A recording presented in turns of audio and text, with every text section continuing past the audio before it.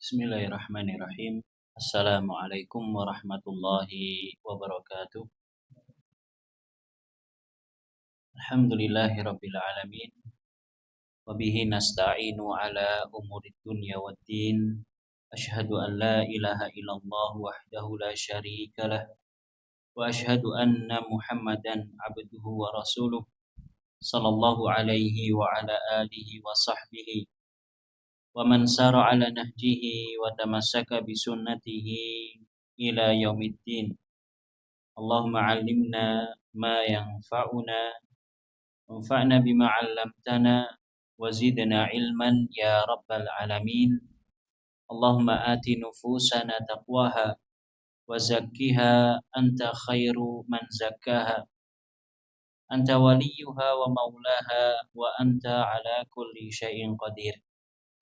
Allahumma ya hayyu ya qayyum ya rabbana ya dzal jalali wal ikram faqihna ajma'in fid din wa 'allimna al-Qur'ana wa sunnata wa ta'wil.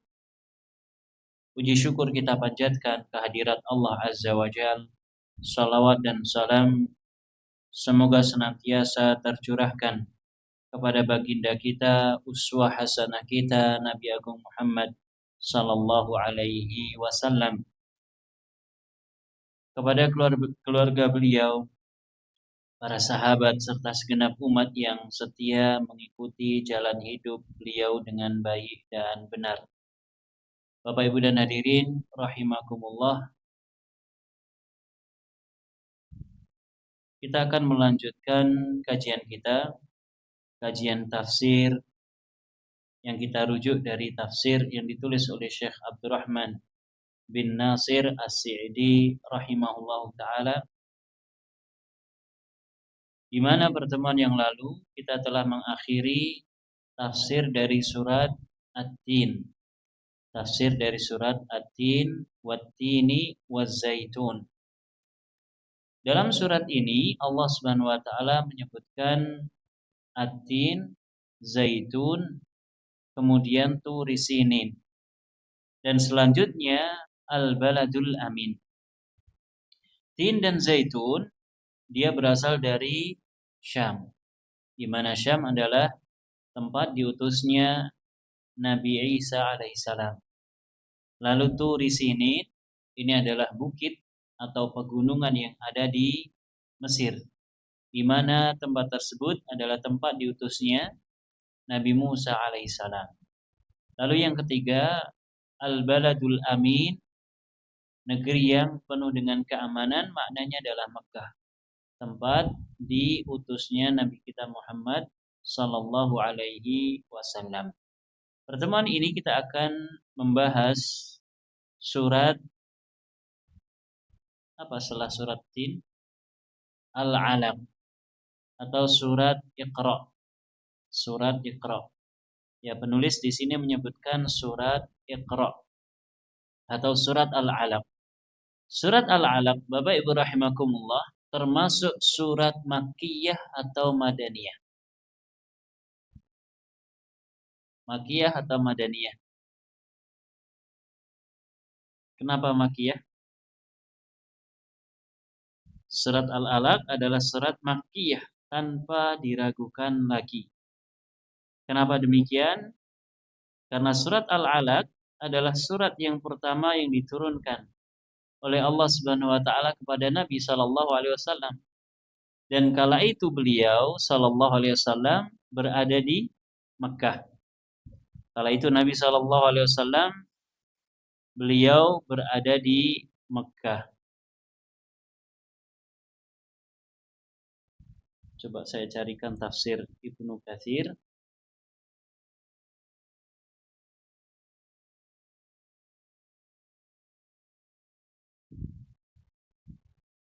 Kisahnya kurang lebih, Bapak Ibu rahimakumullah, tatkala Nabi sallallahu alaihi wasallam melakukan tahannus, menyendiri, dan beliau sallallahu alaihi wasallam dijadikan oleh Allah Subhanahu wa taala suka menyendiri. Aisyah meriwayatkan, awwalu ma budi'a bihi Rasulullah sallallahu alaihi wasallam minal wahyi ar-ru'ya as-sadiqah fin naum. Awal mula datangnya wahyu kepada Rasulullah sallallahu alaihi wasallam yaitu adalah berupa ar-ru'ya as-sadiqah, mimpi yang benar. Fin naum, di dalam tidur. Nabi melihat dalam tidurnya, bermimpi, fakana la yara ru'yan illa ja'at mithlu falaqis subhi. Tidaklah Nabi bermimpi kecuali datang seperti falaqus subhi. Apa kira-kira artinya falaqus subhi? Sorotan sinar di waktu pagi hari. Terang. Terjadi apa yang beliau lihat di dalam mimpi beliau sallallahu alaihi wasallam. Tsumma hubbiba ilaihi al-khala. Setelah itu Nabi sallallahu alaihi wasallam dijadikan suka menyendiri. Allah jadikan beliau suka menyendiri. Fakana ya'ti harra fayatahannas fihi wa huwa ta'abbud. Maka beliau sallallahu alaihi wasallam mendatangi Harra, tempat terbuka yang banyak bebatuannya. Maksudnya adalah pegunungan yang ada di Mekah. Maka beliau melakukan tahannus. Tahannus dalam bahasa kita semedi. Ya, dalam bahasa kita bertahannus. Wa huwa ta'abbud, maknanya adalah beribadah. Ya, bukan semedi yang seperti kita fahami. Bertapa, bukan. Al-layali zawatul adadi wa yatazawwadu lidzalik. Beliau melakukan hal tersebut beberapa malam dan beliau membawa bekal. Kenapa Pak bawa bekal? Karena beberapa malam. Ya, supaya tidak naik turun. Dan tentunya kala itu belum ada orang jualan. Semuanya masih tempat terbuka, kosong. Bahkan sampai saat ini Bapak Ibu, kalau kita ke Jazirah Arab, di tempat-tempat yang kosong, nggak ada orang sama sekali. Mungkin kalau kita ditaruh di sana beberapa hari, mungkin kita sudah tidak bisa bertahan hidup. Karena tidak ada apa-apa, hanya batu. Kalaupun ada pohon, pohonnya berduri. Mau makan apa? Susah. Ya, padahal di zaman saat ini. Maka Nabi Shallallahu Alaihi Wasallam membawa bekal untuk beberapa malam. Thumma yarji'u ila Khadijah fayatazawwadu limithliha hatta faja'ahu al-wahyu wa huwa fi ghari Hirra. Kemudian setelah beberapa malam Nabi turun menemui atau kembali pulang kepada Khadijah untuk mengambil bekal lagi. Jadi bekalnya tidak bisa untuk sampai 1 pekan atau 1 bulan, hanya beberapa malam saja. Kemudian Nabi turun lagi dan mengambil bekal lagi kepada Khadijah. Dan kala itu istri Nabi Shallallahu Alaihi Wasallam adalah Khadijah. Nabi Shallallahu Alaihi Wasallam tidak menikah dengan istri yang lain tatkala Nabi masih bersama dengan Khadijah. Kata Aisyah, setelah mengambil bekal tersebut, Nabi kembali lagi ke tempatnya. Kemudian Nabi Shallallahu Alaihi Wasallam dikagetkan dengan datangnya wahyu. Dan kala itu beliau berada di Gua Hira. Berada di Gua Hira. Orang kita menyebutnya dengan Gua Hira. Tulisannya Hira. Tulisannya Hira. Gua Hira. Goanya ini Bapak Ibu, sepertinya pernah saya sampaikan di sini. Goanya itu bukan goa yang besar, yang biasanya kalau kita ke tempat wisata goa itu masuk ke bawah. Pernah Pak wisata ke goa? Goa mana?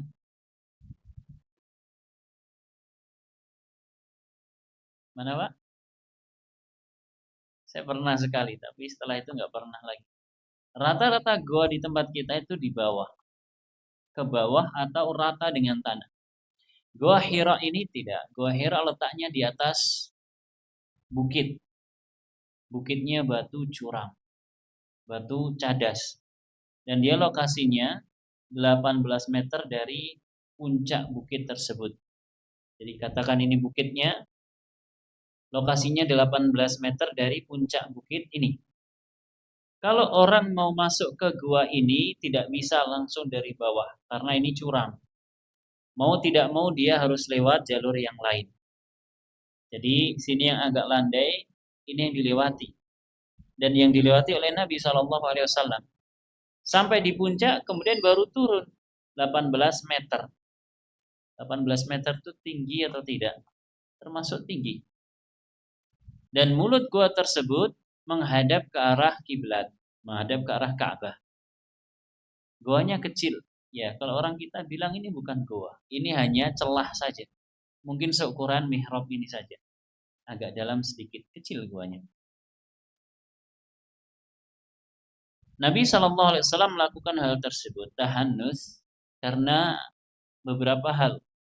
Di antaranya Nabi Shallallahu Alaihi Wasallam bosan melihat tingkah laku, perilaku orang-orang Quraisy secara khusus.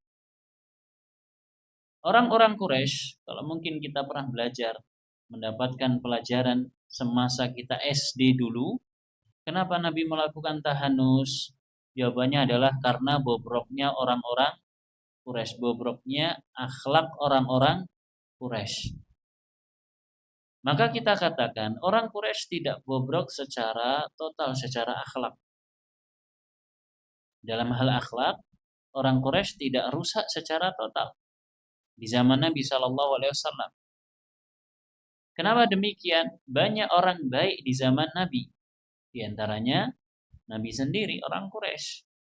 Kemudian juga ada Abu Bakar, Ada orang-orang baik, Abu Thalib, orang baik di zaman itu.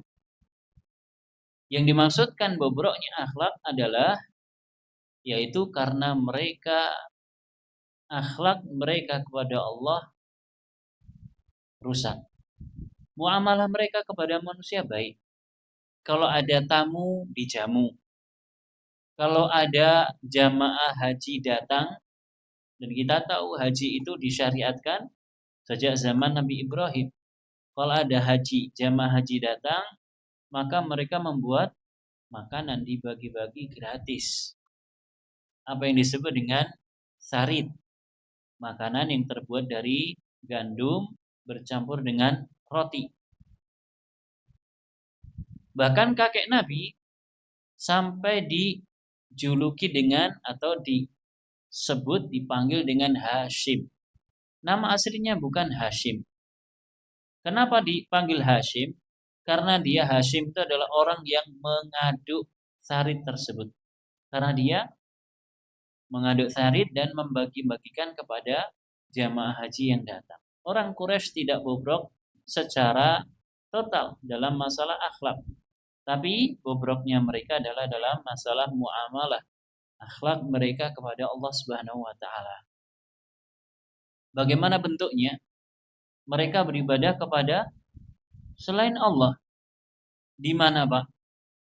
Mereka beribadah kepada selain Allah gak tanggung-tanggung. Di depan Ka'bah. Bayangkan, Pak.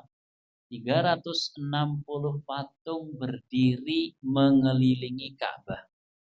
Ini Ka'bah, patungnya mengelilingi Ka'bah tersebut. Berapa jumlahnya? 360.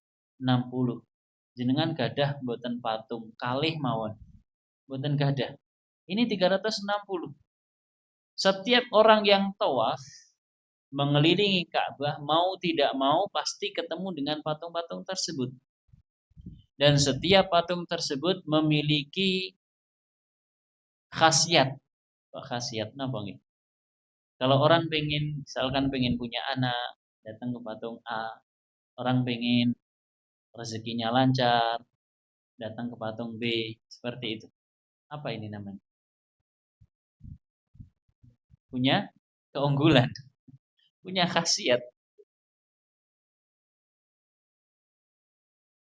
Dari mana kita tahu bahwa patung tersebut 360 buah ketika Nabi menaklukkan kota Mekah?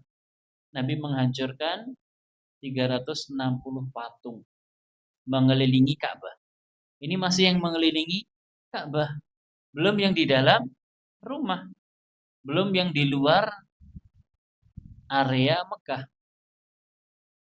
Inilah yang dimaksudkan bobroknya akhlak orang-orang Quraisy di zaman Nabi.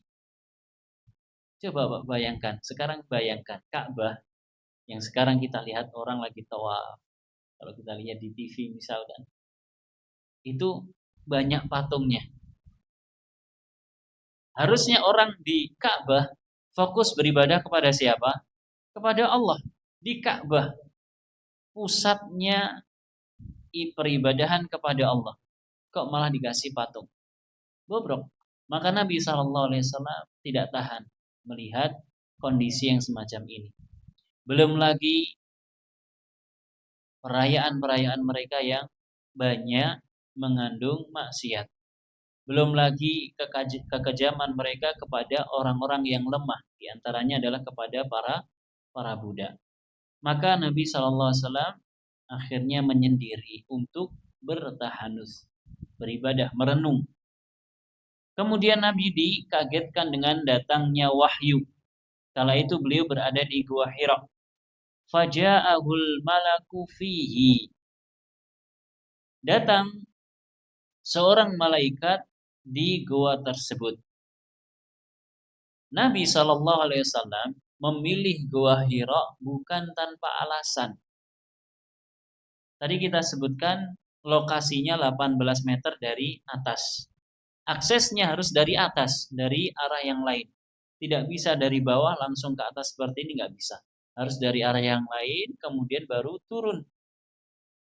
Kalau nggak percaya, kita buktikan. Saya pernah naik separuh jalan, turun lagi. Karena jauh. Ya kala itu masih pakai jalan setapak. Sekarang sudah dibangun aksesnya bagus. Bisa dicoba. Nanti sampai atas baru harus turun lagi pakai jalan setapak belum dibangun. Nabi memilih tempat tersebut karena sepi. Supaya lebih fokus.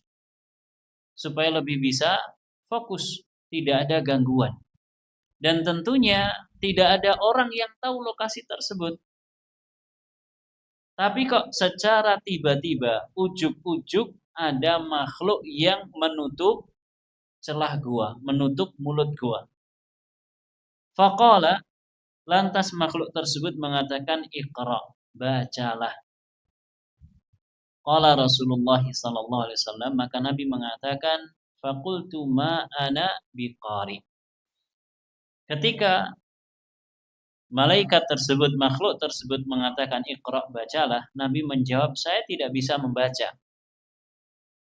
Bapak Ibu rahimakumullah, Nabi kita Muhammad sallallahu alaihi wasallam itu ternyata tidak bisa membaca. Pinter pun tiba Bu.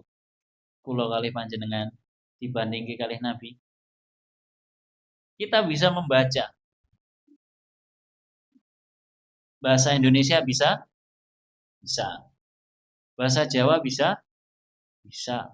Hono Coroko bisa? Bisa. Bahasa Arab minimal angka Arab bisa? Bisa. Baca Al-Quran lancar, alhamdulillah. Nabi SAW tidak bisa. Bahasa Inggris, bahasa Perancis. Sudah mulai belajar bahasa Perancis, Pak, Bu? Sudah mulai? Nabi tidak bisa membaca. Termasuk tidak bisa menulis. Karena itu Nabi SAW memiliki tim penulis. Kalau beliau ingin nulis surat ke para pemimpin, maka beliau panggil beberapa orang yang bisa nulis untuk menuliskan surat tersebut. Nabi tidak bisa membaca, beliau mengatakan ma ana biqari. Faghattani saniyah. Sebentar. Qala fa akhadhani faghattani hatta balagha minni al-juhdu thumma arsalani. Maka makhluk asing tersebut dia mendekapku.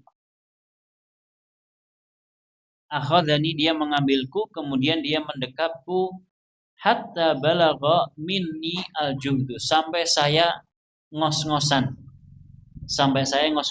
Yang didekap sama malaikat yang datang ke Gua Hira tersebut sampai ngos-ngosan. Kemudian kata Nabi, "Tsumma arsalani." Dia melepaskanku, faqala iqra. Setelah melepaskanku dia mengatakan bacalah. Faqultu ma ana biqari. Saya pun menjawab dengan jawaban yang sama. Saya enggak bisa baca. Faghattani tsaniyah. Kemudian makhluk tersebut memelukku, mendekapku untuk yang kedua kali hatta balagha minnil juhdu, sampai saya kepayahan, sampai saya ngos-ngosan. Tsumma arsalani, kemudian dia melepaskanku lagi. Faqala iqra, dia masih mengatakan iqra, bacalah. Dia masih mengatakan iqra, bacalah. Faqultu Tsumma arsalani faqala iqra bismi rabbikal ladzi khalaq.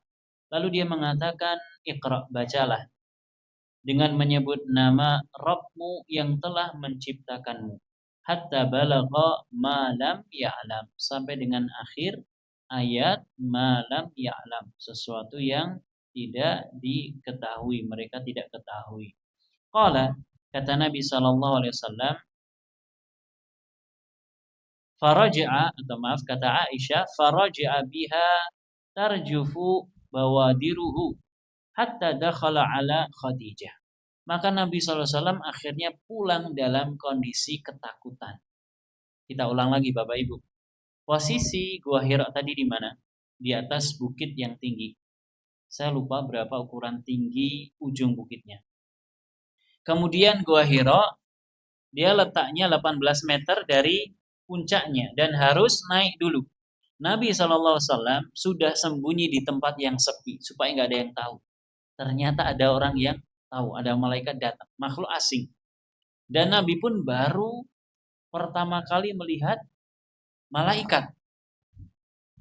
Kemudian malaikat itu meluk Nabi, mendekap Nabi. Kemudian menyuruh dengan perintah membaca. Setelah selesai urusan tersebut, Nabi ketakutan pulang. Bayangkan Pak, kalau kita pulang dengan posisi, dengan kondisi seperti itu, kira-kira gimana? Apakah langsung loncat turun atau naik dulu? Mau tidak mau harus naik dulu 18 meter ke atas. 18 meter. Kemudian baru menuju arah yang tidak curam. Perjuangan Nabi Shallallahu Alaihi Wasallam di dalam mendapatkan wahyu. Kita Al-Quran di hadapan kita. Tinggal kita ambil, kita baca. Orang di Al-Quran yang omah. Di dalam HP pun bisa dikasih Al-Quran. Tapi masalahnya kita tidak ada kemauan. Nabi SAW untuk mendapatkan wahyu Al-Quran, perjuangannya luar biasa. Dalam beberapa riwayat Nabi disebutkan bahwa beliau ketika turun wahyu sampai pingsan. Sampai pingsan. Bapak Ibu nanti pingsan apa dereng? Semaput. Mungkin sudah pernah sekali dua kali. Dapat wahyu atau tidak? Tidak. Nabi SAW dalam beberapa peristiwa dapat wahyu sampai pingsan. Dalam beberapa riwayat ketika Nabi sedang naik ontanya sampai menderum, tidak kuat. Berat menerima wahyu dari Allah Subhanahu wa taala. Karena itu Allah katakan inna sanulqi 'alaika qaulan tsaqila. Sungguh kami akan memberikan kepadamu wahai Nabi qaulan tsaqila. Ucapan yang berat. Perkataan-perkataan yang berbobot. Mananya apa? Al-Qur'an. Nah, kita sekarang Al-Qur'an ada di hadapan kita. Tinggal ada kemauan atau tidak. Terkadang di antara kita punya Quran gak pernah disentuh. Kenapa mboten? Pakai Quran masjid, alhamdulillah. Ada yang sama sekali tidak disentuh. Bahkan ada yang masih rapi, terbungkus rapi di plastiknya. Dari semenjak kapan, Pak? Semenjak akad nikah. Kan maharnya pakai Al-Quran dan seperangkat alat sholat. Al-Qurannya belas dereng nate dibuka sampulnya, plastiknya. Bahkan yang lebih parah, naudzubillah, sebagian orang mungkin menjadikan mushaf Al-Quran untuk nyimpen duit. Wonten apa mboten sing ngoten niku? Wonten apa mboten teng mriki? Kenapa? Buat nyimpen duit supaya nggak diambil tuyul. Tuyul nggak berani buka Al-Quran. Tinggal ada kemauan atau tidak. Perjuangan Nabi untuk mendapatkan wahyu dari Allah Subhanahu wa taala berat. Di antaranya wahyu yang pertama semacam ini. Kemudian dalam beberapa riwayat beliau sampai pingsan. Dalam beberapa riwayat dan banyak kasus-kasus yang harus terjadi sebelum turunnya wahyu. Banyak kasus yang harus dilalui. Contoh sederhana seperti turunnya wahyu tentang tayamum. Kasusnya apa? Kasusnya Nabi dan para sahabat pulang safar, pulang bepergian bersama-sama. Kemudian berhenti bermalam. Kemudian ternyata ketika akan beranjak berjalan lagi, kalungnya Aisyah hilang. Akhirnya dibatalkan. Kita pending dulu, kita cari kalungnya Aisyah. Dan kala itu persediaan air sudah menipis. Karena kan jalan pulang, sudah mau ke arah Madinah. Ketika masuk waktu sholat, bingung para sahabat. Maka turunlah ayat tentang tayamum. Awalnya Aisyah sudah bukan dimaki-maki, sudah ditegur sama Abu Bakar. Ya bahasa kita mungkin, kowe iki kok ono-ono wae ya, Nduk. Cari mlaku wae kalunge dadak ilang. Ternyata ada seorang sahabat yang mengatakan ini di antara keberkahan keluarga Abu Bakar. Turun ayat tentang tayamum. Sehingga mereka sholat dengan bertayamum tanpa menggunakan air. Ada kisah yang harus dilalui. Kemudian setelah itu tatkala akan pulang, Aisyah ketinggal. Aisyah ketinggal dan kala itu Aisyah masih kecil, masih kurus. Onta, kalau orang naik onta itu kan dinaikkan ada penutupnya. Nah, sebelum dinaikkan, penumpangnya naik dulu, baru digotong, ditali di atas onta.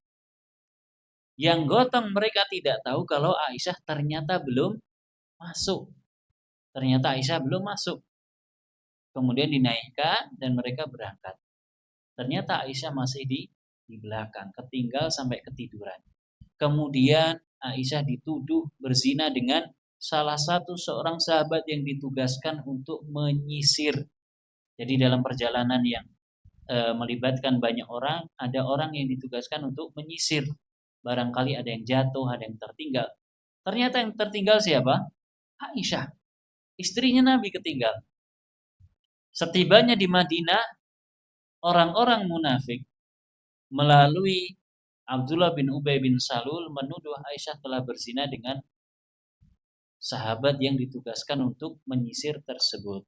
Beritanya ramai sampai kepada Nabi. Nabi mendiamkan Aisyah. Aisyah pulang ke Abu Bakar. Abu Bakar pun juga mendiamkan, sedih. Kemudian baru turun setelah beberapa hari turun ayat tentang tabri'atu Aisyah radhiyallahu anha. Bahwasanya Aisyah tidak pernah melakukan perbuatan zina sama sekali. Dalam surat An-Nur ada kisah yang harus dilalui. Baik itu kisah yang menyenangkan ataupun yang menyedihkan. Surat Al-Anfal misalkan tentang perang Badar. Perang, turun surat. Surat Ali Imran tentang perang Uhud. Ya, ada kisah yang harus dilalui. Kita tinggal membaca, kemudian mengambil pelajaran ibrah dari ayat-ayat tersebut. Namun yang jadi masalah terkadang tidak ada kemauan. Nah, dalam surat ini, surat Al-Alaq, Nabi Shallallahu Alaihi Wasallam, beliau naik ke atas bukit Hira, kemudian beliau ketakutan pulang kepada Khadijah. Lantas Nabi Shallallahu Alaihi Wasallam mengatakan, Zammiluni, zammiluni, tolong selimuti saya. Nabi ketakutan, saking takutnya sampai apa Pak seperti ini, menggigil, deredek. Fazammaluhu hatta dhahaba anhu ar-raw'. Maka mereka pun orang-orang yang ada di sekitar Nabi, Khadijah dan keluarganya menyelimuti Nabi Shallallahu Alaihi Wasallam sampai beliau tenang dan hilanglah rasa takut yang menyelimuti Nabi Shallallahu Alaihi Wasallam. Dan ini adalah diantara kecerdasan Khadijah, kebijakan Khadijah. Dan ini yang harus dicontoh oleh ibu-ibu. Kalau suaminya punya masalah di luar, kemudian dibawa pulang, hendaknya sebagai seorang istri jangan itu nambah masalah suami. Nabi SAW sedang kena masalah di luar. Apa masalahnya? Ketemu dengan makhluk asing. Makhluk asing tersebut gak hanya mak sliwer, sak klebat, tidak, sampai memeluk Nabi SAW, mendekap Nabi. Makhluk asing tersebut menyuruh atau memerintahkan supaya membaca. Nabi ketakutan. Pulanglah ke Khadijah, minta diselimuti. Maka Khadijah turuti. Enggak kok, mungkin ngopo to Mas, bali-bali kok kaya ngono. Enak apa? Apa istilahnya? Ikut-ikutan bingung, ikut-ikutan panik. Enggak. Ya, seharusnya seperti itu. Kemudian ketika sudah reda, sudah tenang, barulah Nabi SAW mengatakan, ya Khadijah mali. Wahai Khadijah, kira-kira saya ini kena apa? Wa akhbaraha al-khabara wa qala qad khashitu ala nafsi. Kata Aisyah, Nabi mengabarkan kepada Khadijah tentang kejadian tersebut dan Nabi mengatakan, saya mengkhawatirkan diriku sendiri. Apa jawaban Khadijah? Qalat lahu kalla abshir. Kata Khadijah kepada Nabi, sekali-kali tidak. Gak usah khawatir, abshir, tenanglah. Fawallahi la yukhzikallahu abadan. Demi Allah, Allah tidak akan menghinakanmu selama-lamanya. Allah tidak akan membuatmu terhina, wahai suamiku.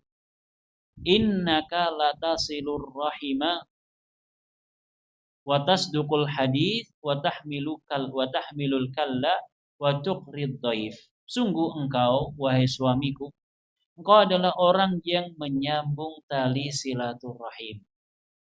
Nabi adalah orang yang dikenal dengan kebaikan budi pekertinya, akhlaknya, menyambung tali silaturahim. Kemudian engkau juga orang yang jujur di dalam berucap, gak pernah bohong. Nabi SAW tidak pernah bohong.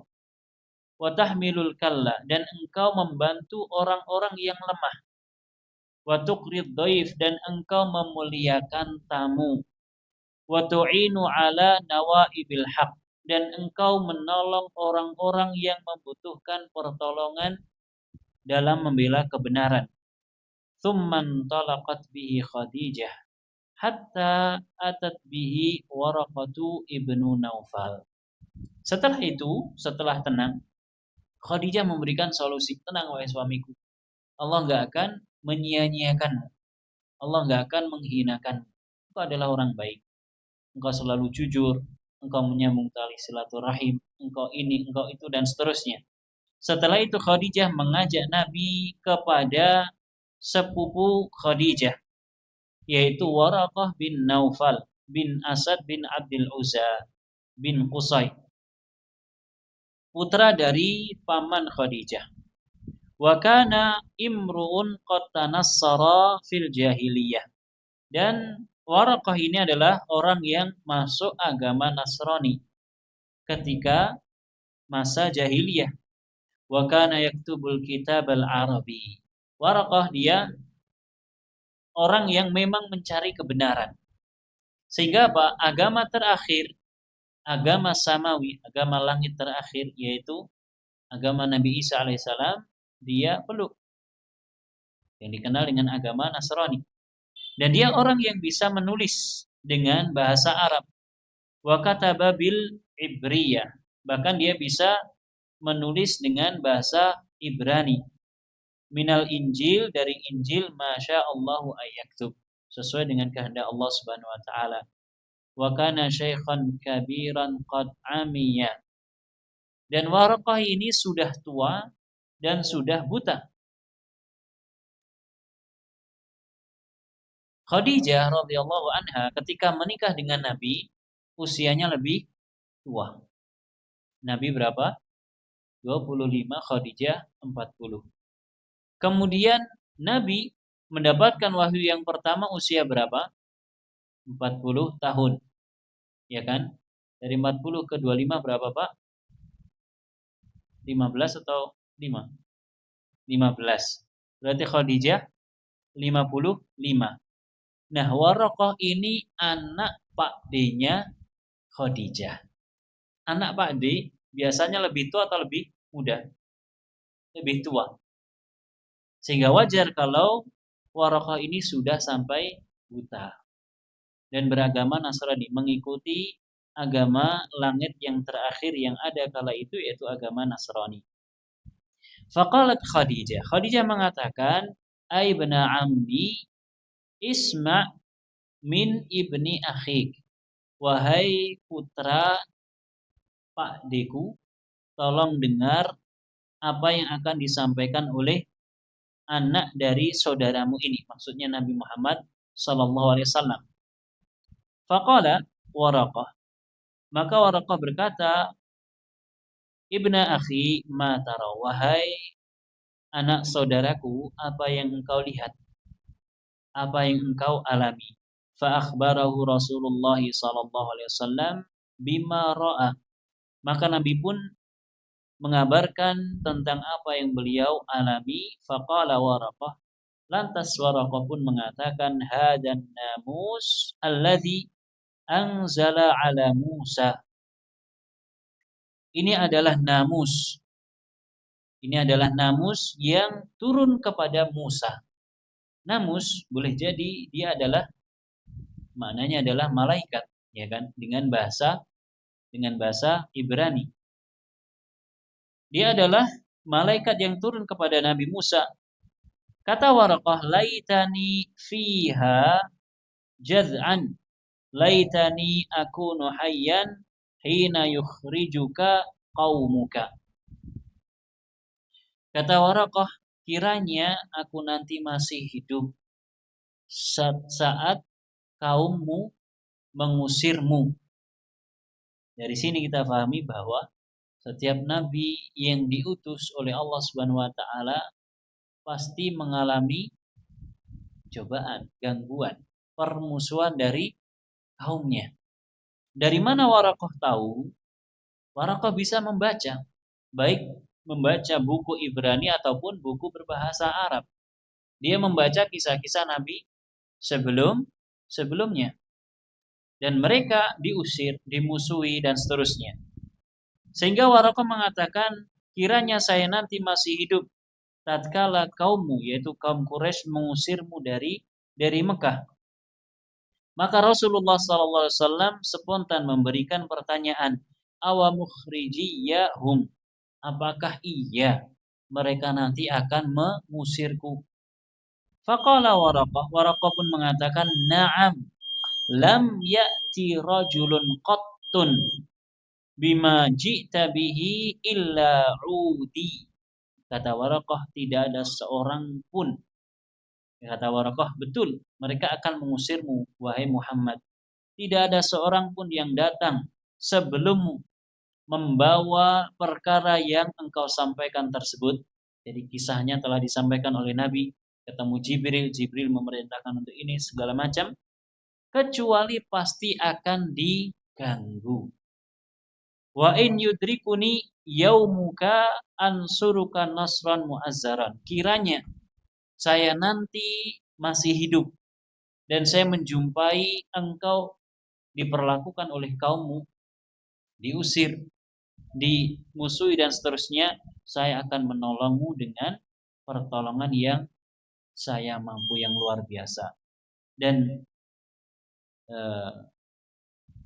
Waraqah tidak sampai usia lama maka dia meninggal. Disebutkan di sini tsumma lam yanshub Waraqatu antufi. Tidak lama setelah itu Waraqah meninggal. Wa fataral wahyu fatratan hatta hazina Rasulullah sallallahu alaihi wasallam fima balaghana. Setelah Waraqah meninggal, wahyu pun terputus. Artinya setelah turun surat Al-Alaq tidak ada wahyu lagi. Maka Nabi SAW sedih. Kenapa? Tidak ada lagi informasi tentang hakikat siapa beliau. Beliau bisa tahu siapa beliau, diantaranya dari siapa? Waraqah. Waraqah sudah meninggal. Kemudian wahyu terputus. Nabi sedih. Haznan ghada minhu miraran kayatarada min ru'usi syawahiqil jibal. Fakullama awfa buzurata jabalin lika yulqa nafsahu minhu tubdilahu Jibril faqala ya Muhammad innaka Rasulullah haqqan. Maka Nabi SAW pun keluar ke area terbuka. Kemudian beliau loncat dari atas ketinggian. Setiap kali beliau hendak loncat, ada Jibril yang mengatakan, wahai Muhammad, sungguh engkau adalah utusan Allah sebenar-benarnya. Fayaskunu bidzalika. Maka Nabi pun setelah itu akhirnya tenang. Wallahu taala a'lam. Ini kurang lebih awal mula turunnya surat Al-Alaq atau surat Iqra. Tafsirnya belum kita baca. Habis azan atau habis isya kita lanjutkan? Atau kita lanjutkan insyaallah pada pertemuan yang mendatang insyaallah taala. Demikian Bapak Ibu rahimakumullah, mudah-mudahan bermanfaat. Mohon maaf kiranya ada kesalahan dan kekurangan. Wa sallallahu ala nabiyyina Muhammad wa ala alihi wa sahbihi wa sallama tasliman katsira. Subhanakallahumma wa bihamdika asyhadu an la ilaha illa anta astaghfiruka wa atubu ilaik. Wassalamualaikum warahmatullahi wabarakatuh.